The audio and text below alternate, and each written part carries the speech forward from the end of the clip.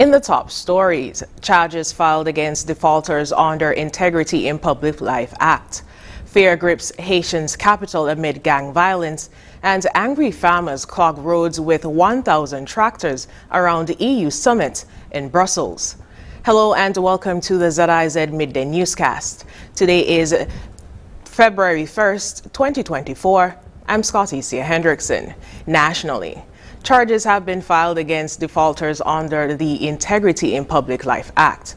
A press release issued by the Director of Public Prosecutions informed that several public officials have been charged due to the fact that they have failed to meet their obligations of meeting the deadline for compliance with the mandatory declaration requirements. The DPP noted that in accordance with earlier warnings, complaints were filed on January 31st, 2023 against these public officials who failed to comply. This list represents a diverse range of positions and organizations. The DPP has reiterated the importance of these declarations in combating corruption and maintaining public trust. He said, and I quote, "Were I to fail to follow through on my warning of certain prosecutions, not only would the credibility of my office be damaged, but it would also be set a harmful precedents that laws can be disregarded without consequence," end quote. He said these charges will carry the full weight of the Integrity in Public Life Act with potential fines of up to $30,000 or imprisonment for up to 3 years. Public officials of the next filing deadline of April 30th, 2024. Applicable public officials are strongly urged to make the necessary preparations to ensure that this legal obligation is honored by the statutory deadline. This is a developing story. St. Kitts and Nevis is seeking to reduce regional food imports by 25% by 2025, according to the Director of Agriculture on St. Kitts, Danielle Kelly. Agriculture, it remains a major pillar in the Caribbean community and of course St. Kitts and Nevis. And so we have the potential to build the economic resilience and drive socio-economic inclusion and development. And so one of the ways we see to grow agriculture is this 25 by 25 agenda that you've been hearing so much about, and we've been working assiduously towards it. In this vein, what would have occurred is that in the region we would have seen that there was a $3 million US dollar bill in terms of the imports of food in 2016. That increased to $5 billion in 2018 and then even to $4.78 billion in 2019. And so the heads of government of the CARICOM region would have met and would have determined that we need to bring down our food import bill by at least 25%. And so they would have. During her presentation on the 2024 Agriculture Work Plan, the Director of Agriculture emphasized the major areas that would help the country accomplish its aim of lowering regional food imports by 2025. And of course, we would have been looking at priority crops for attention and of course, meat products such as corn, sheep, goat, tomato. Really, we're targeting the high value crops in the sector. Director Kelly went on to highlight some of the progress made in local food production. For agriculture, we would have sought to increase the amount of night markets that we were facilitating because we wanted, as my colleague said, to put that money in the pockets of our vendors, our stakeholders. So there were greater opportunities to earn an income through these night market activities. And of course, it gave the public that opportunity. If you couldn't go to the public market during the day or even the supermarkets, you had that opportunity to go to the night markets. In addition to that, at the department, we have been focusing heavily on increasing production in fruit trees, because that's something we've seen decreasing over the years, and so we want to increase the amount of fruit trees that we have that available for our households, so you could get that nutrition and so forth from the mangoes, the soursop, etc. That's been quite important to us.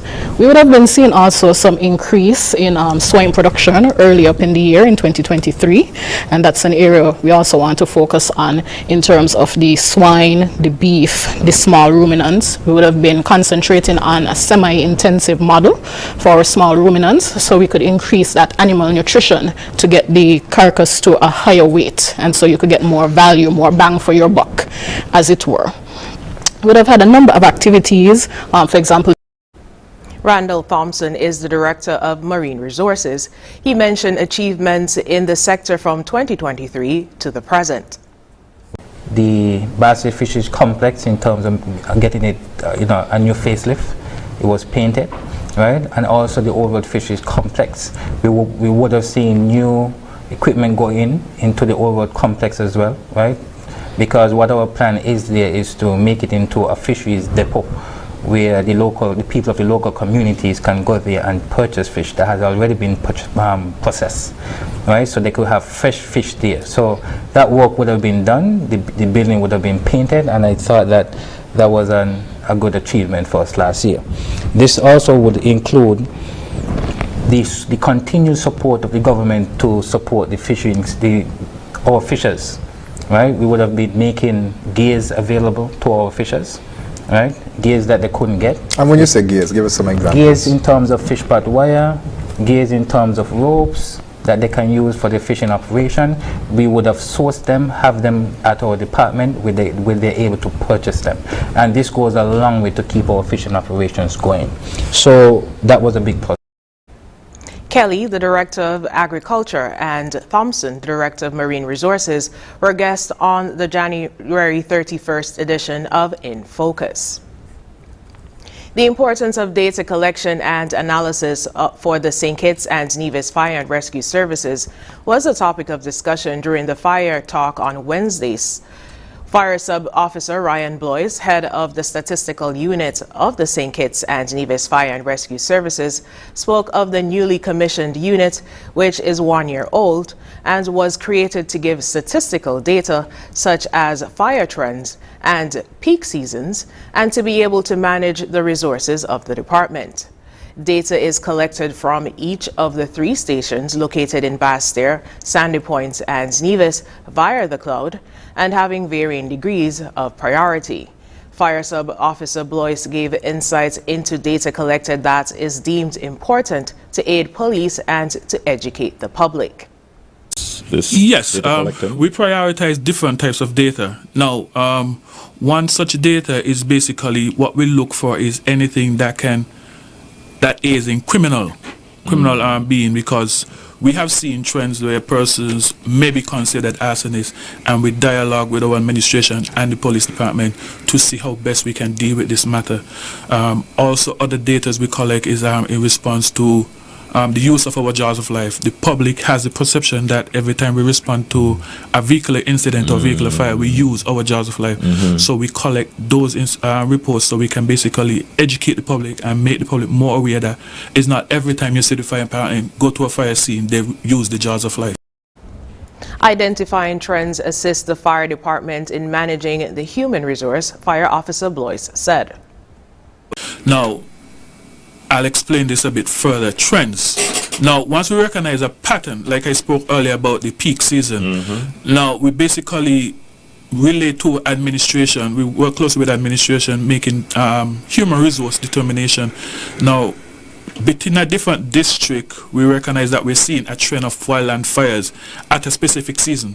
Now, we work with management to stagger either human resource manpower, or we basically shift the whole department itself, okay, to take one driver from here, which is a bit more experienced in that area, and put him this place because he's more experienced there.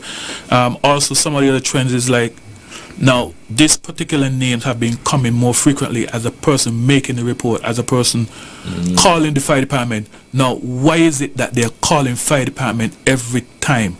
Now, we look at the dates when they're calling the fire department. We look at the surround, what is happening in the area around that time. Is it something that they actually have a purpose of calling the fire department? So these are some of the trends that we look at. He said as more data is collected and trends identified, the issue of prank calls will be attended to. Legislation to charge such persons is under review. A lot of questions. We are actually in discussion of amending our present act, and we are working closely to get it a bit more tight-lipped. So persons like these who make prank calls could be brought to criminal prosecuted. Yes. With the collection of data, the Fire and Rescue Services can best serve citizenry and its employees with adequate and staggered vacation times and maximize the use of individual skill sets.